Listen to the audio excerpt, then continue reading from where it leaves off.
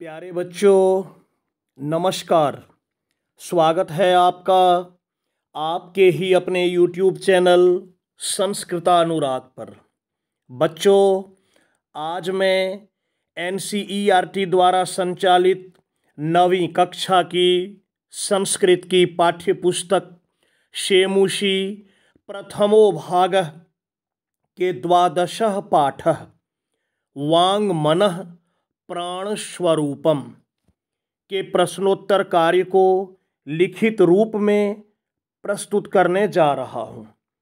यह प्रश्नोत्तर CBSE एवं विभिन्न राज्य स्तरीय परीक्षाओं के लिए उपयोगी है। अतः यदि आप इन प्रश्नोत्तरों को अच्छी तरह से समझ लेते हैं तो आपको आपकी आगामी परीक्षाओं में काफ़ी सुविधा होगी। तो प्रस्तुत है 9वीं कक्षा के पाठ 12 वांग मनः प्राण स्वरूपम के प्रश्नोत्तर कार्य। पहला प्रश्न, एक पदेन उत्तरम लिखत, एक पद में उत्तर लिखें। इसका पहला प्रश्न, अन्नस्य कीदृशः भागः मनः, अन्न का कैसा भाग मन है? तो इसका उत्तर होगा अनिष्ठः। अनिष्ठः का अर्थ है अत्यंत लघु या सर्वाधिक लघु, सबसे छोटा भाग। दूसरा प्रश्न, मथ्यमानस्य दधनः अनिम्नः भागः किम भवति, मथे जाने वाले दही का सबसे लघु भाग क्या होता है? तो उत्तर होगा शर्पिः। शर्पिः कहते हैं बच्चों घी को, शर्पिः अर्थात घी। अगला प्रश्न, मनः कीदृशं भवति, मन कैसा होता है? उत्तर होगा अन्नमयम्। उसके बाद तेजोमयी का भवति, तेजोमयी क्या होती है? इसका उत्तर होगा वाक् अथवा वाणी। अगला प्रश्न, पाठे अस्मिन् आरुणिः कम उपदिशति, इस पाठ में आरुणि किसको उपदेश देते हैं? उत्तर होगा श्वेत केतुम, श्वेत केतु को। अगला प्रश्न, वत्स चिरंजीव इति कः वदति, वत्स चिरंजीव ऐसा कौन बोलते हैं? इसका उत्तर होगा आरुणि। अगला प्रश्न, अयम पाठः कस्मात् उपनिषदात् संगृहीतः, यह पाठ किस उपनिषद से लिया गया है? उत्तर होगा छांदोग्य उपनिषदात्, यह छांदोग्योपनिषद से लिया गया है। दूसरा प्रश्न, अधोलिखितानां प्रश्नानां उत्तराणि संस्कृत भाषया लिखत, नीचे लिखे गए प्रश्नों के उत्तर संस्कृत भाषा में लिखें। पहला प्रश्न, श्वेतकेतुः सर्वप्रथमम् आरुणिं कस्य स्वरूपस्य विषये पृच्छति, श्वेतकेतु सबसे पहले आरुणि को किसके स्वरूप के बारे में पूछते हैं?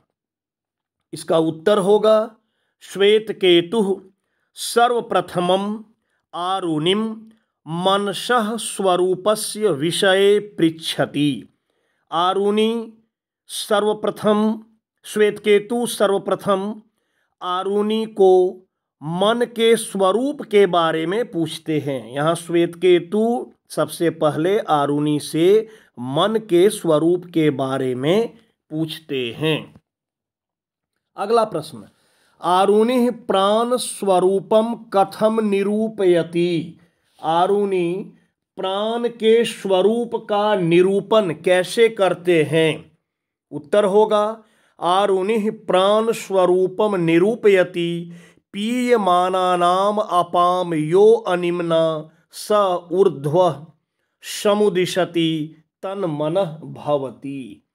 पिए जाने वाले जल का जो अनुभाग है वह ऊपर उठता है और वह मन होता है या मन कहलाता है। अगला प्रश्न, मानवानाम चेतांसी कीदृशानि भवन्ति। मनुष्यों के हृदय कैसे होते हैं, मनुष्यों का चित्त कैसा होता है। उत्तर होगा मानवः यादृशमन्नादिकं गृह्णाति तादृशमेव तस्य चित्तादिकं भवति। मानवः अर्थात मनुष्य, यादृशम जैसा, अन्नादिकम अन्न अर्थात भोजन, मनुष्य जैसा भोजन आदि या भोजन आदि ग्रहण करता है, गृह्णाति तादृशम एव वैसा ही, तस्य चित्तादिकम भवति वैसा ही उसका चित्त आदि होता है। अगला प्रश्न, शर्पिः किम भवति। शर्पी क्या होता है, घी क्या होता है। तो मथ्यमानस्य दधनः यो अनिमा श ऊर्ध्वः समुदिशति तत्सर्पिः भवति। मथे जाने वाले दही का जो सबसे छोटा या लघु रूप होता है और जो ऊपर उठता है वह घी होता है, वह घी कहलाता है शर्पी। जब दही को मथते हैं तो उसका जो लघु रूप होता है आप देखिएगा वो अब स्वतः ऊपर उठ जाता है, उसी से घी तैयार होता है, वही घी होता है। अगला प्रश्न, आरुणेः मतानुसारम मनः कीदृशं भवति। आरुणि के मत के अनुसार मन कैसा होता है। तो आरुणेः मतानुसारम मनः अन्नमयम भवति। आरुणि के मत के अनुसार मन अन्नमय होता है। अगला प्रश्न, तीसरे प्रश्न में कह रहा है औस्तंभस्य पदानि बौस्तंभेन दत्तेः पदेः सह यथा योग्यम योजयत। औस्तंभ में दिए गए पदों को बौस्तंभ के साथ जोड़ना है। मनः इधर है अन्नमयम, फिर है प्राणः तेजोमयी और वाक आपोमय। अब देखिए इसका सही क्या होगा। तो मनः का हो जाएगा अन्नमयम, ये पहले से ही सही दिया था। प्राणः इसका हो जाएगा आपोमय और वाक तेजोमयी। ये जो दाहिनी ओर लाल रंग में दर्शाया गया है ये उत्तर है। अगला खंड, अधोलिखितानाम पदानाम विलोम पदम पाठात चित्वा लिखत। नीचे लिखे गए पदों के विलोम पद या विपर्यय पद पाठ से चुनकर लिखें। देखिए यहाँ कह रहा है गरिष्ठः तो होगा अनिष्ठः, अधः ऊर्ध्वः, एक बारम भूयोपि, एक बारम मतलब एक बार, भूयोपि बार बार। अधः का अर्थ हो गया नीचे, ऊर्ध्वः ऊपर, गरिष्ठः बड़ा रूप, अनिष्ठः छोटा रूप। अनवधितम जो नहीं पढ़ा तो अधीतम, किंचित मतलब होता है थोड़ा, तो इसका हो गया सर्वम सब कुछ या बहुत ज़्यादा। चौथा प्रश्न, उदाहरणम अनुसृत्य, यहाँ एक साथ लिखा है उदाहरण मनुसृत्य, निम्नलिखितेषु क्रियापदेषु तुमुन प्रत्ययम योजयित्वा पद निर्माणम कुरुत। नीचे लिखे गए क्रियापदों में तुमुन प्रत्यय को जोड़कर पद निर्माण कीजिए।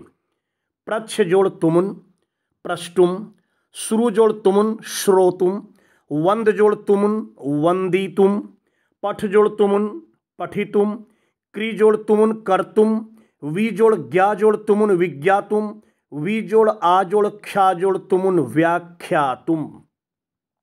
पांचवा प्रश्न, निर्देशानुसारम रिक्त स्थानानि पूरयत। निर्देश के अनुसार रिक्त स्थानों को पूरा करें।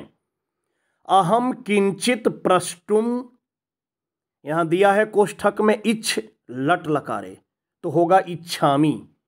अहम के अनुसार उत्तम पुरुष एक वचन में हो जाएगा इच्छामि।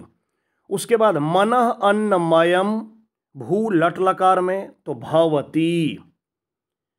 सावधानम कोष्ठक में है श्रु लोट लकार श्रीनु, श्रीनु। उसके बाद तेजस्विनौ अधीतम, अस लोट लकार अस्तु। श्वेत केतु आरुणेः शिष्यः, अस लंग लकारे आसीत। अब कह रहा है उदाहरणम मनुसृत्य वाक्यानि रचयत। वाक्य रचना करने के लिए कह रहा है अहम स्वदेशम सेवितुम इच्छामि। तो यहाँ है अहम स्वदेशम सेवितुम इच्छामि। अब इसका हो जाएगा आगे में, देखिए अहम शिष्यम उपदिशामि। यहाँ उपदिशामि पहले से दिया हुआ था, तो उसी हिसाब से अहम शिष्यम उपदिशामि। फिर प्रणमामि पहले से दिया था, तो अहम मातरम प्रणमामि।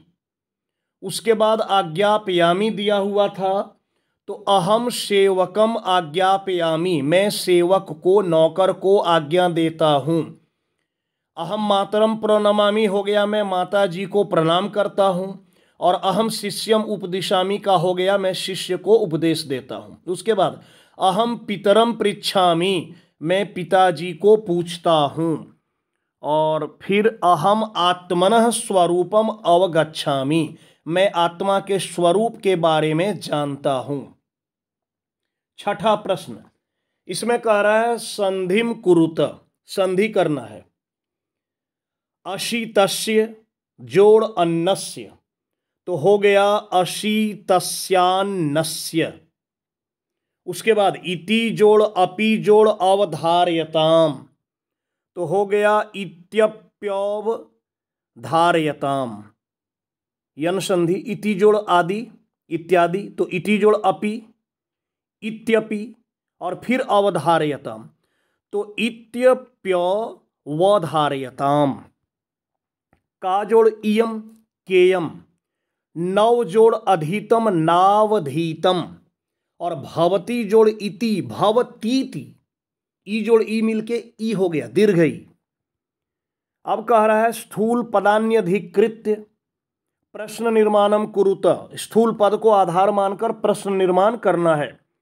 मथ्यमानस्य दधनः अनिमा ऊर्ध्वम समुदिशति, मथे जाने वाले दही का अनु लघु रूप ऊपर उठता है, तो कीदृशः, कैसे दधी का, यहाँ हो गया कीदृशः और पूरा वाक्य उतार दिए। दधनः अनिमा ऊर्ध्वम समुदिशति, वाक्य के अंत में प्रश्नवाचक चिन्ह।